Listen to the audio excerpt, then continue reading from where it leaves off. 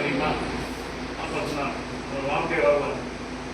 அது வந்து ஒரு சாதாரண நம்ம மாதிரி ஏழ்மையான குடும்பத்தில் பிறந்தவங்க. அவங்களுடைய என்ன முயற்சி ஒரு மனுஷனுக்கு என்ன வேணுமோ முயற்சி இருக்கு. சும்மா வில் பவர் கேட்டீங்கன்னா ஒவ்வொருத்தருங்க ஒரு வில் பவர் இருக்கு. உங்களுடைய பொன்மொழியெல்லாம் படிச்சு பார்த்துருக்கீங்களா?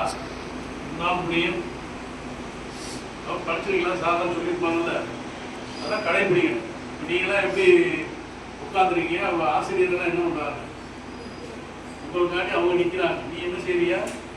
உட்காந்துருக்கீங்க. இதுக்காண்டி உங்களுடைய எதிர்காலம் நீங்கள் நல்லா வைக்கணும். அவங்க ஆசிரியர் எப்பவுமே நிற்கிறதே செய்யணும்.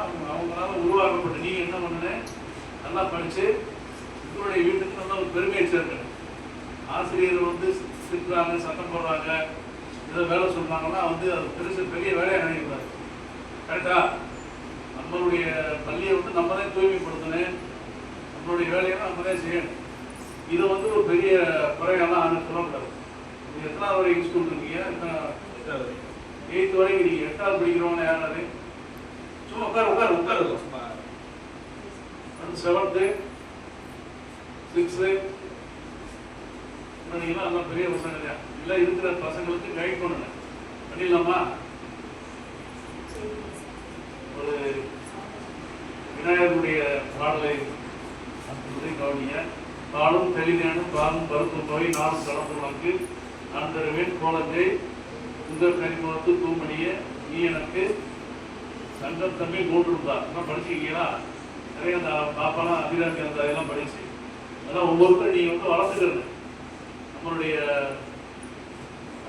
வெளிப்பாடை எப்படி கொண்டு வரணும், இந்த மாதிரி மேடை பேச்சு வந்து பேசுறது கூச்சப்படாமல் செய்யணும். எல்லாம் வசதி வாய்ப்பில் இருக்கிறவங்க எல்லாமே நீங்கள் அப்பா அம்மாவும் என்ன வேலை பார்க்குறாங்க? அப்பா அம்மாவும் என்ன வேலை பார்க்குறாங்க? அப்பா என்ன வேலை பார்க்குறாங்க? சும்மா உட்காரியா? உட்காந்து சொல்லியா? நீங்கப்பா எப்படியா? சும்மா உட்காந்து சொல்லுப்பா. பாருங்க, அப்பாலாம் கொத்தனாராக இருக்காங்க. அவங்களாம் எவ்வளோ கஷ்டப்பட்டு வேலை பார்த்து எப்படியே படிக்க வைக்கிறாங்க. நீங்கள் என்ன செய்யணும்? நல்லா படிக்கணும். ஆசிரியர் வந்து சொல்கிறான்னு சொல்லி குறையா நினைக்கக்கூடாது. ஆசிரியர் நல்வழிப்படுத்துறதுக்கே இருப்பாங்க இல்லைய, நம்ம வந்து காசு குறைக்க மாட்டாங்க. அதை கவனித்து நல்லா சிறந்த முறையில் இருக்கணும். நாட்டுக்கு வீட்டுக்கும் பெருமை சேர்க்கணுன்ற கேட்டுக்கொண்டு வாய்ப்புக்கு நன்றி கூறி விடைபெற்றுக் கொள்கிறேன். நன்றி, வணக்கம்.